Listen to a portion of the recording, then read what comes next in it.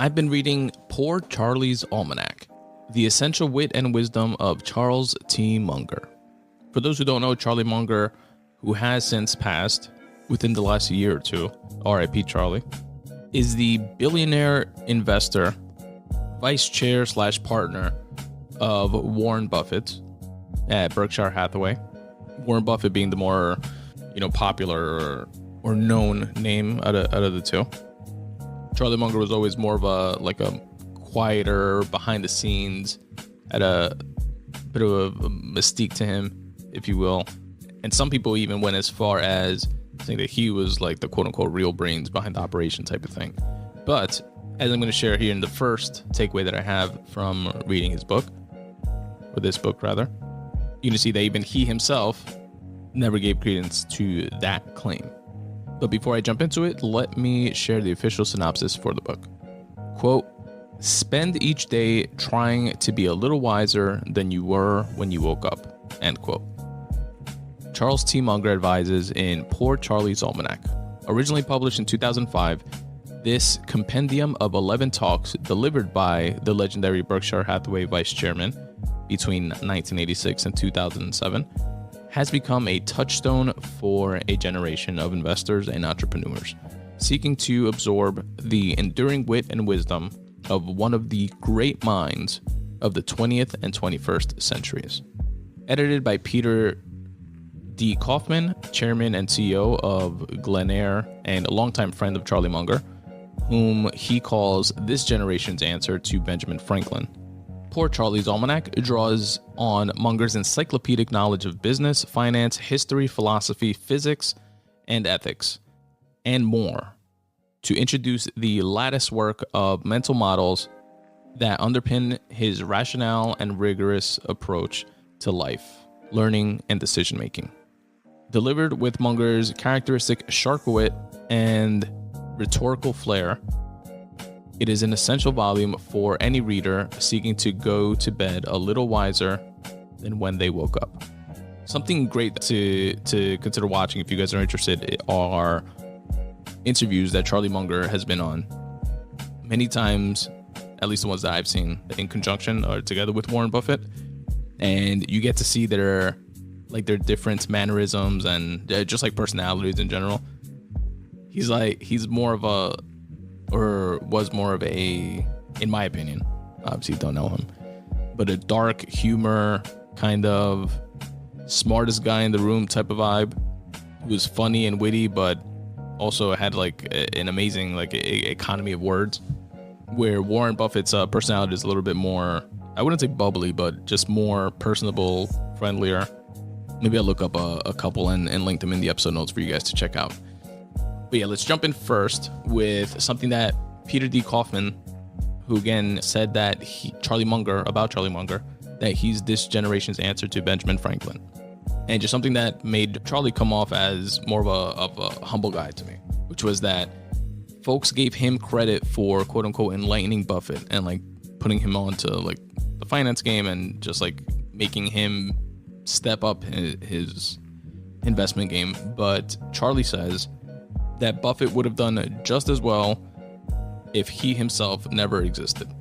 And I think that says a lot about his character. I thought this was an interesting takeaway, which is that Charlie Munger worked at Buffett & Son, a grocery store owned by Warren Buffett's grandfather, Ernest P. Buffett, during his teenage years.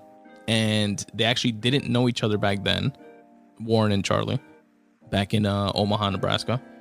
They actually wound up meeting much later in 1959 at a dinner party in Omaha. But both reminisced working there at Buffett's grandfather's grocery store and shared valuable lessons from their time there. And Charlie, long before he met Warren, was accomplished in his own right.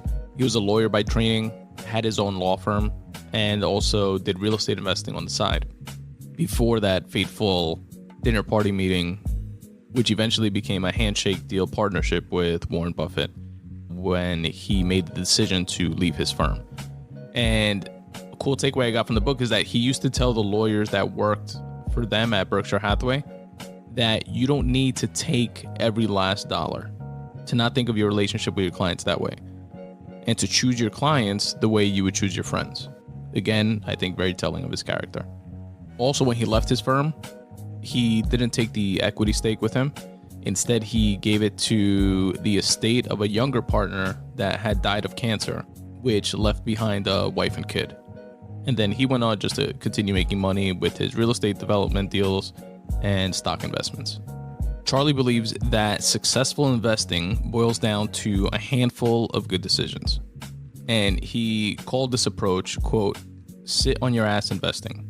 And he said that the benefits of this approach to investing is paying less to brokers, listening to less nonsense, and if it works, the tax system gives you an extra 1, 2, or 3 percentage points per annum. Another interesting piece of advice, or takeaway that I got rather, is that Einstein said that compound interest is the 8th wonder of the world. And Charlie and or Einstein said the following about that. 1, never interrupt it unnecessarily. 2, avoid unnecessary transactional taxes and frictional costs. 3, never take action for its own sake. 4, be alert for the arrival of luck. And 5, enjoy the process along with the proceeds, because the process is where you live, which makes sense for that type of investing approach, right? Like, you're not investing for like a quick return and watching the market really closely. It's kind of like set it and forget it, which is in my own personal comfort level with investing. That's where the camp that I fall into. Kind of like a set it and forget it, pick a good, well-known company that I use their products and or am familiar with, like the Googles and Amazons and Nvidias of the world, so on and so forth, and purchase their stocks and forget about them. Look at them again in fucking 10, 15, 20 years and let that 8th wonder of the world, compound interest, work for you. Another great piece of advice that he shared is be fearful when others are greedy and be greedy when others are fearful. So when folks are all in and jumping into, certain positions, certain stocks, certain investments, take pause with that type of approach, like the NFT and crypto crazes and stuff like that. Unless you're really familiar and studied on whatever it is that you're investing in and feel confident in that. But on the flip side, be greedy when others are fearful. When the market crashes, nobody wants to invest, everything's going down. It's an opportunity for investors to buy, good value stocks on the cheap. Think of a like Black Friday sale or something like that, like real ones, not when they like mark up the price and then tell you, 30% off this TV, even though the week before it was 30% less, the actual cost. But think of like a real sale when you could buy something at 20, 30, 40, 50% off. That's like the similar type of thing that you're doing when you're purchasing a stock during a crash or during a downturn of the stock market. The stock went down, but that doesn't mean it's not worth what it was before. It's just a downturn in the market. Now, this next piece of advice that he shared, I don't fully understand. It goes into tax law, and I don't understand the nuances there, or like how exactly this calculation is done. However, I believe I get the underlying point, which is, again, going with the theme of set it and forget it mentality to investing, sit on your ass investing, as he called it, relating to letting compound interest work for you. And he says that buying something that compounds at, say, 15% per year, if you have to pay taxes once at the end, the way that works out after taxes is that you wind up keeping 13.3% per annum if you do the calculation. That's the piece that I'm saying I don't know how to calculate myself, but I'll take the billionaire's word for it. Versus, in contrast, the same investment, but paying taxes every year on what you earn, then your return is only 15% minus the 35% of the 15% earned. So the 35% in taxes that you're paying yearly on that 15% earned, which only works out to 9.75% per year of compounded interest. So if you sit on your ass, instead of, say, collecting income and cashing out from the investment over that period of time, that difference of 3.5% over a 30-year span, for example, compounding is a truly eye-opening amount. And he adds that you get a huge edge from nothing but just the way that income taxes work. That's an interesting way to have that work in your favor. I also like this piece of advice for a young person, career advice specifically. He says, don't sell anything that you wouldn't buy yourself. Don't work for anyone you don't respect and admire. And work only with people that you enjoy. And in line with that advice, he shares, actually, let me take a step back. Those 3 pieces of career advice definitely make a lot of sense to me. And, you know, in a perfect utopia type situation, you will always work with people that you love and work for people that you respect and admire. But as you go through life, you're going to learn and go through situations and, you know, life lessons, if you will, and bump against folks and work for people and work with people that you don't respect, that you don't admire, that you don't enjoy working with, but that you're in a situation where you kind of sort of have to, you know, you can't just be idealistic 24/7, especially when you're talking in terms of work and a job, or more so in a career, you know, once you're established within a certain field or within a certain company, for example. So those are definitely great ideas to strive for and to want to end up at, but also temper that with knowing that you will have to pay your dues. You might have asshole bosses every once in a while. I always remember advice of my father, which would always say, keep your head down, for lack of a better term, and work hard. You know, do your best at whatever it is that you do everything that's asked of you. He had that type of approach. And those values were definitely instilled in me and how I approached pretty much every job that I've had. And even in situations where I did wind up working for people that I lost respect for, or that I didn't admire, or that I just didn't enjoy working with for whatever reason. So it's not to say if, you don't enjoy working with somebody, quit your job and go look for another one. But you definitely appreciate the jobs or positions that you have when you do wind up working with people that you do enjoy being around, and that you respect, and that try to make you better, and that look out for you, so on and so forth, and that you look out for when the shoe's on the other foot. So definitely great career advice there.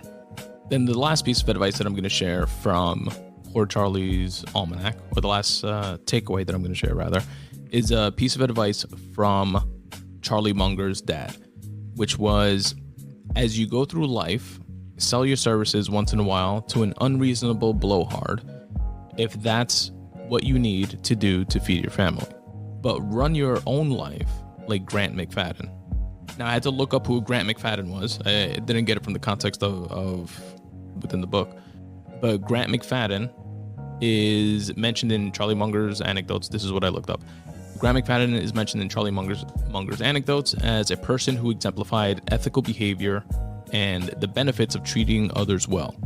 According to Munger, McFadden is someone who promptly fixes problems and is nice to people, which results in fewer legal troubles. Munger contrasts McFadden with a big blowhard who generates a lot of legal work due to overreaching and misbehavior. Munger has used McFadden as an example to illustrate the importance of being ethical and kind in business and personal dealings. So what Charlie took away from that lesson, and what he mentions in this book, is that his father taught him that lesson very cleverly.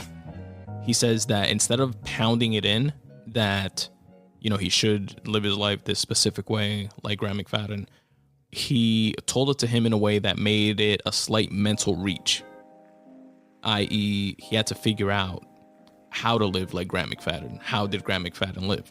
And because of that reach, that mental reach that he had to do, the lesson was held better, and he retained it for all his life. And I just took that as a takeaway because I thought it was a clever and interesting piece of parenting advice.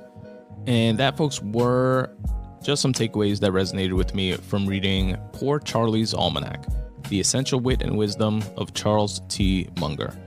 If interested, I will link to the book in the episode notes for you guys to check out.